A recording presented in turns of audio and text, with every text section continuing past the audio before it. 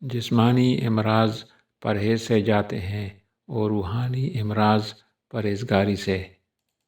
اپنا خیال بھی اہم ہے، لیکن سب سے اہم خیال اس کا ہے جس نے تجھے صاحب خیال بنایا۔ مومن کی راحت کس میں ہے؟ اگر غفلت ہو گئی تو سجدے میں، اگر گناہ ہو گیا تو توبہ میں۔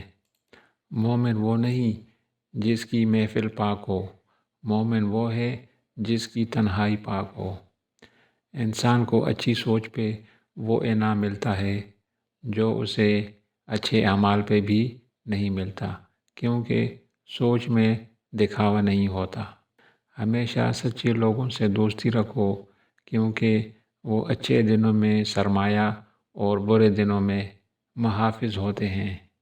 علم وہ نہیں جو آپ نے سیکھا ہے، علم تو وہ ہے جو آپ کے عمل و کردار سے ظاہر ہو۔